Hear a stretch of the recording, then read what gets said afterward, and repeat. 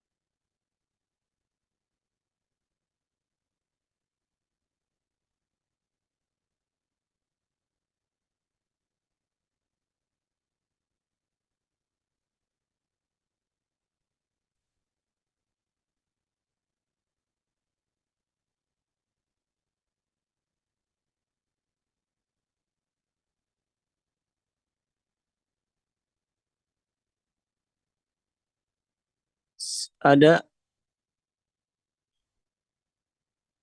studi kasus akuisis nasabah bank. Pada contoh ini, sebuah bank ingin mengetahui apakah calon nasabah akan membeli produk deposito atau tidak. Di sini ada variabelnya. Yang pertama itu ada umurnya, umur, pendapatan, status pekerjaan, saldo, tabungan, jenis pekerjaan.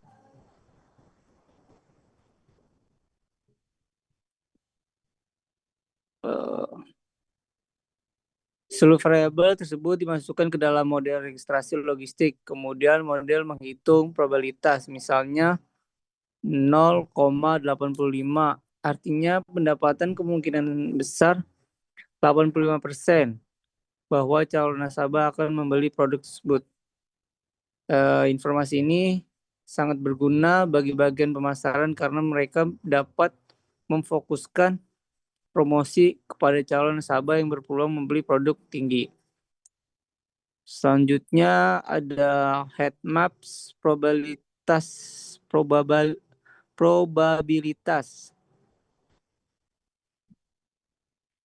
Ya, ini menunjukkan bagaimana beberapa faktor dapat saling berinteraksi.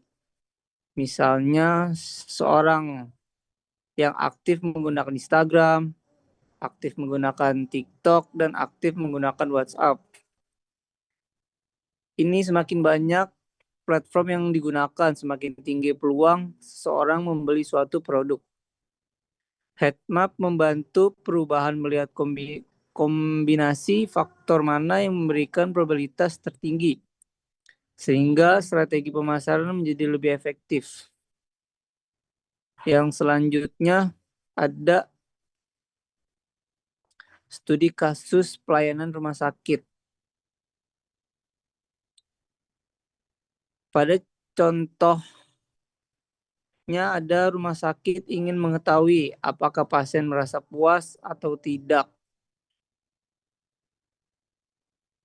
Variabel yang dianalisis misalnya ada waktu tunggu, keramaan petugas, kebersihan ruangan, kualitas pelayanan dokter.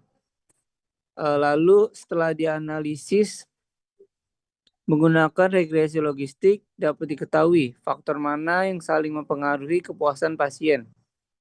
Hasil ini membantu rumah sakit menentukan prioritas perbaikan pelayanan. Selanjutnya ada studi kasus gizi balita.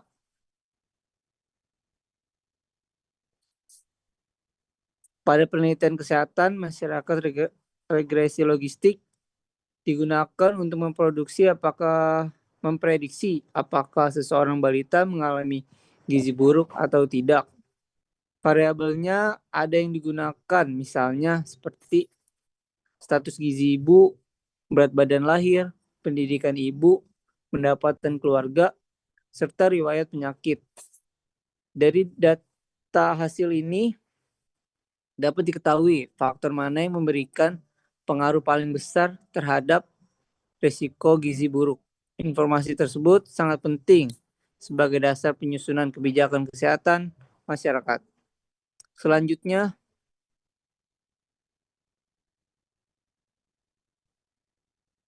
lanjut. Kenapa model tidak selalu sempurna?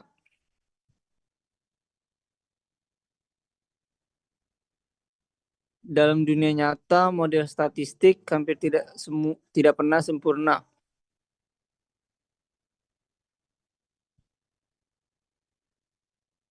Dalam dunia nyata, model statistik hampir tidak pernah sempurna. Kadang-kadang model menghasilkan prediksi yang salah.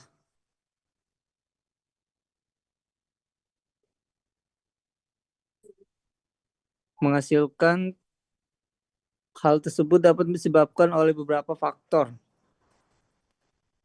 Misalnya, data kurang lengkap terhadap variabel penting yang belum dimasukkan, jumlah sampel terlalu sedikit, kualitas data kurang baik. Karena hasil ini, regresi logistik harus selalu dievaluasi menggunakan berbagai ukuran performa model.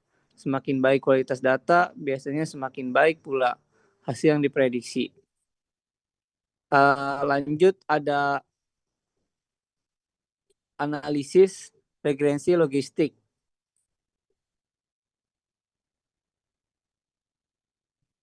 Secara umum, proses analisis regresi logistik terdiri dari beberapa tahapan. Yang pertama, ada menentukan masalah penelitian. Yang kedua, mengumpulkan data. Yang ketiga, melakukan pembersihan data. Yang keempat, menentukan variabel dependen dan independen. Kelima, menjalankan analisis regresi logistik menggunakan software seperti SPSS atau R atau Python atau Minitab. Yang keenam, ada mengevaluasi model menggunakan yang kelima, yang terakhir menginterpretasikan hasil dan menarik kesimpulan penelitian. Jika seluruh tahap dilakukan dengan benar, maka hasil penelitian akan lebih akurat dan dapat dipercaya. Terakhir ada penutup. Dapat disimpulkan bahwa regresi logistik merupakan metode statistik yang sangat penting ketika variabel dependen berbentuk kategori, terutama dua kategori. Berbeda dengan regresi linear yang menghasilkan garis lurus atau regresi logistik menggunakan kurva Sigemon sehingga hasil prediksi selalu berada antara 0 sampai 1. Metode ini mampu menghitung peluang satu kejadian berdasarkan beberapa faktor yang mempengaruhinya, sehingga banyak digunakan dalam bidang kesehatan, bisnis, pendidikan, pemasaran, ekonomi, hingga ilmu sosial.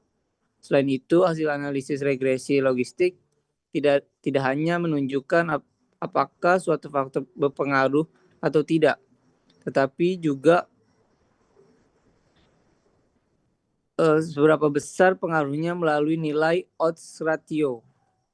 Oleh karena itu, regresi logistik menjadi salah satu teknis analisis yang sangat berguna dalam mengambil keputusan berbasis data. Terima kasih. Apakah ada pertanyaan atau tanggapan mengenai materi ini?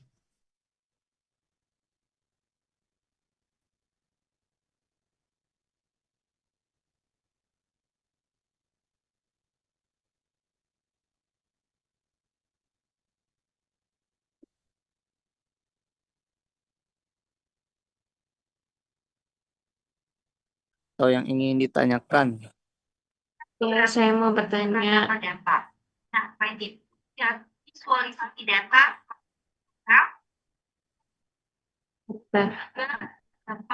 Saya Zenira Kherani, saya izin bertanya, apa fungsi utama dari regresi logistik dan apa bedanya dengan regresi linier dalam hal variabel dependent target? Terima kasih. Oke. Selanjutnya ada lagi.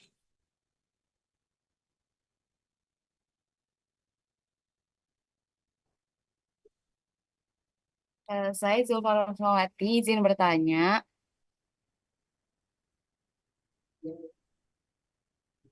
Saya Zulfa Rusmawati, izin bertanya mengenai materi tentang sigmoid. Saya ingin bertanya, mengapa fungsi sigmoid atau logistik ini sangat penting dalam algoritma regresi logistik? Terima kasih.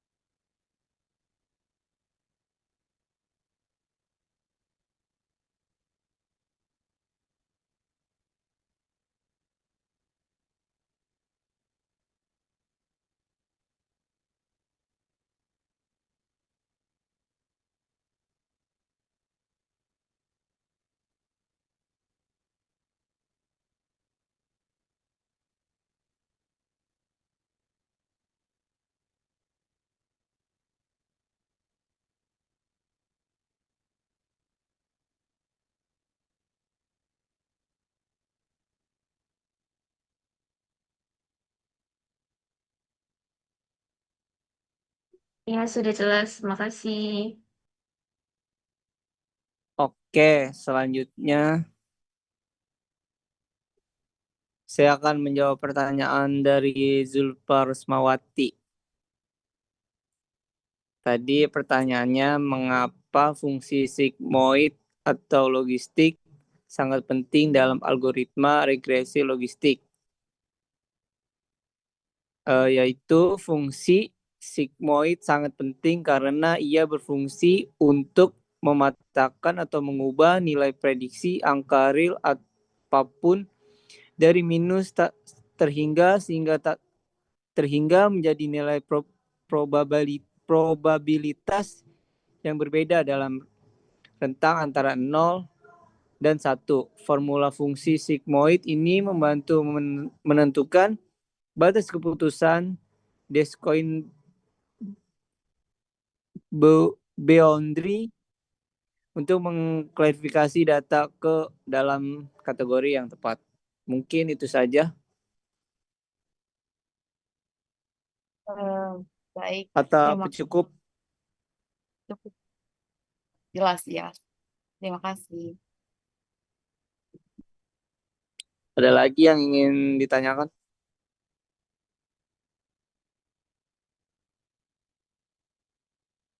Sudah cukup.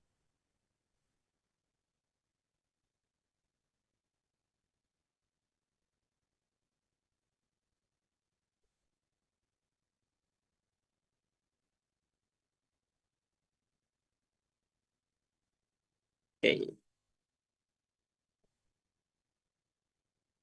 Oke, baik. Terima kasih sudah bergabung dalam Zoom kali ini untuk hasil presentasi dari kelompok kami, kelompok 9.